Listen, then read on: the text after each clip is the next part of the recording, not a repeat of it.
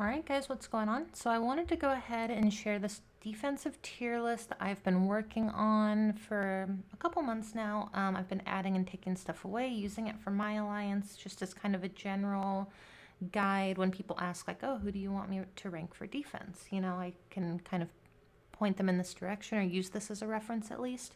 And I wanted to go ahead and share it with you guys because Alliance War defense is my favorite thing to do in the game. It can also help for, battlegrounds and stuff like that, especially if some of these champions can double as a defender and an attacker. And this is not going to account for bans. I'm going to kind of say who I think the bans should be if you're going to place a bunch of these champions. And I'm kind of doing this as a prelude to a series that I'm starting. I've already made one of the videos for it.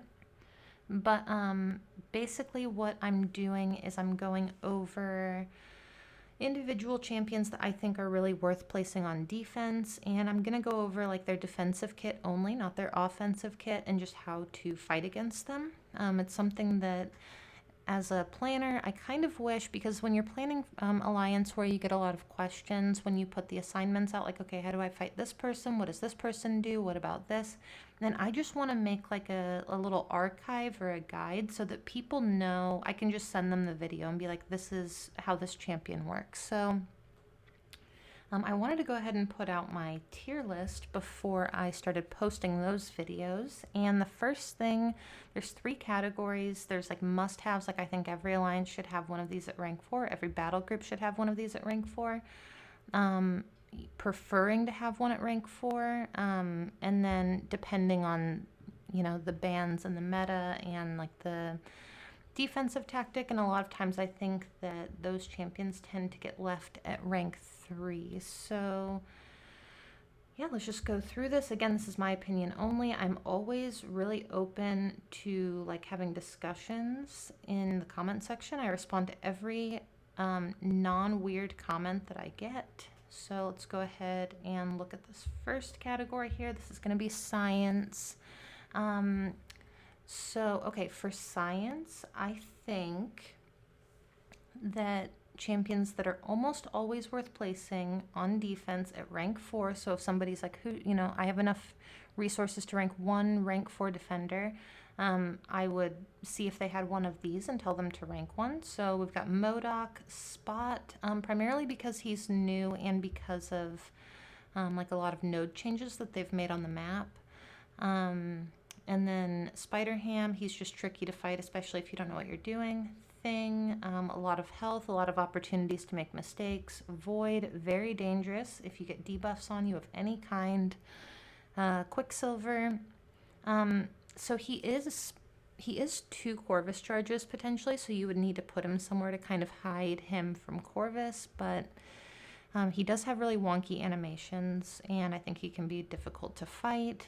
And then Immortal Abomination is not in the top tier because, if you're poison immune or if you have like a ghost or something, he's very easy to deal with. Immortal Hulk, I think, is really dangerous. Like I hate fighting him personally. Mr. Fantastic just has a ton of resistances, physical resistances. So again, the fight drags out longer. It gets more dangerous. Overseer and Scorpion.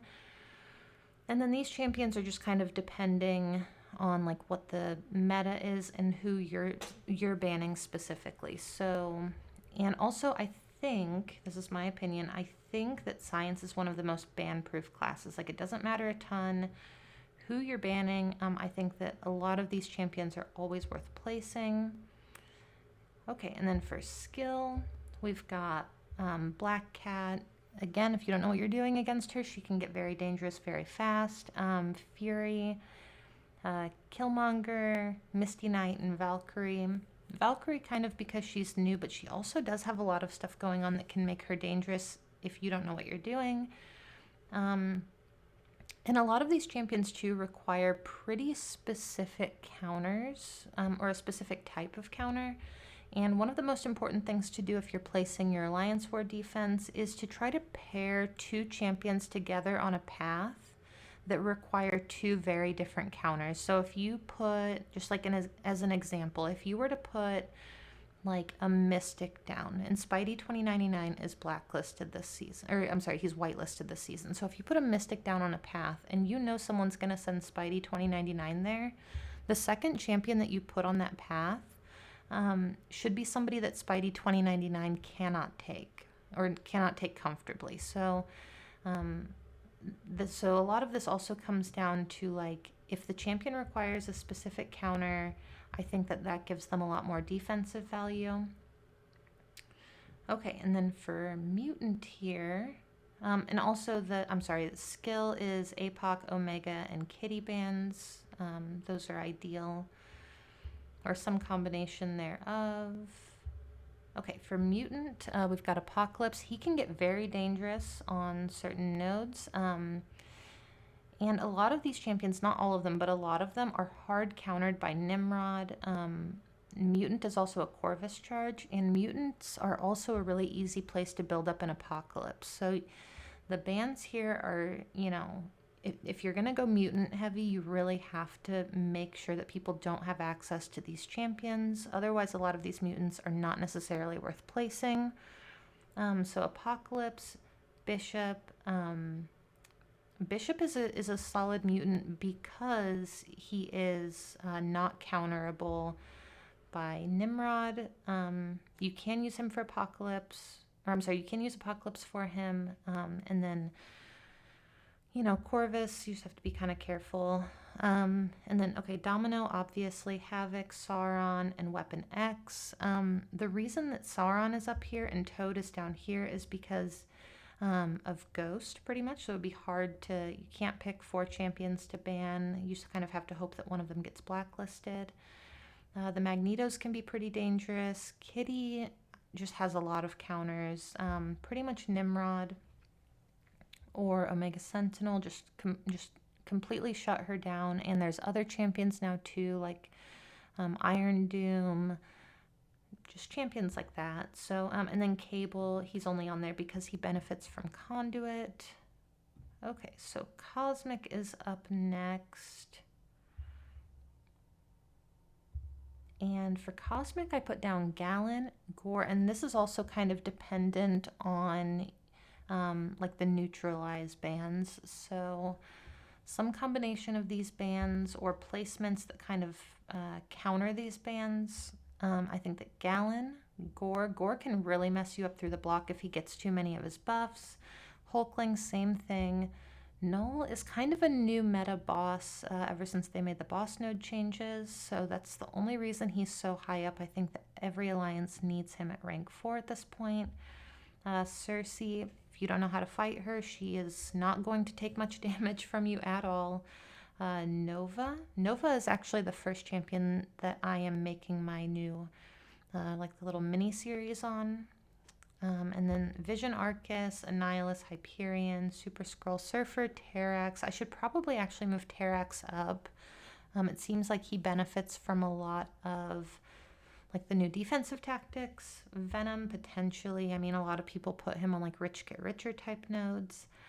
And then Circumstantial, you know, that just kind of depends on the global. So, all right, next up here, we're going to do tech.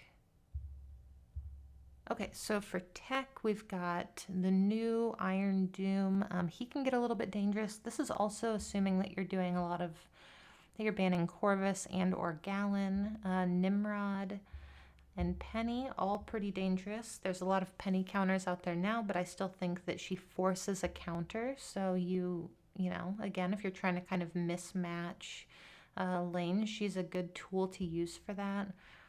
Cap Sam Wilson, Hulkbuster is actually becoming, I think, a really, really strong defender, especially if you're banning Corvus or putting him somewhere where Corvus can't get to him. I think that he's a really strong defender. Omega Sentinel, I could probably knock down a little bit. Warlock, I think there are some sneaky places for him, but again, got to be careful with the bans. And then Darkhawk, Green Goblin, and Guardian all benefit from Conduit, which is kind of why they're on that list. And then the final category here, almost done. is Mystic. To me, Mystic is the strongest defensive class in the game, partially because of Mystic Dispersion. And again, this is going to assume that you've got like Torch and or Spidey Band. But America Chavez, obviously her AI is just absolutely horrible. Doom is always a dangerous defender, pretty much no matter what. Ebony Moss, same thing. A lot of people are putting him on Bubble Shield right now, and Power Focus 2, so Node 23. That's a pretty good spot for him, it seems like. Mojo, you can play that fight perfectly. But if you get bad luck, if you get bad prompts on you, he will degenerate you. Rintra just has a ton of health, and the longer a fight goes on, the more dangerous it gets. Sasquatch, same thing. He has a lot of stuff going on defensively. Longer a fight goes on, the more dangerous it gets. Spidey Supreme, he requires you to really know how to fight him. If you don't know how to fight him and you just go into it winging it, you are going to die.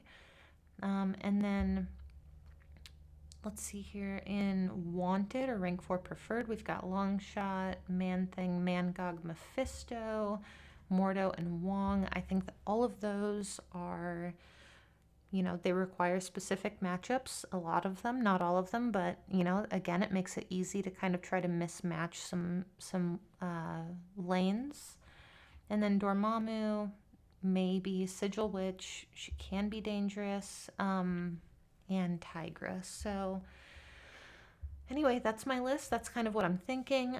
Again, the first champion, if you want to take a screenshot of this, that's totally fine. I'm also going to post it on Twitter after I post this video. And then again, my first champion that I do like kind of a little mini deep dive on is going to be Nova. So thank you guys so much for watching. Hopefully this helps a little bit, and I will see you all in the next one.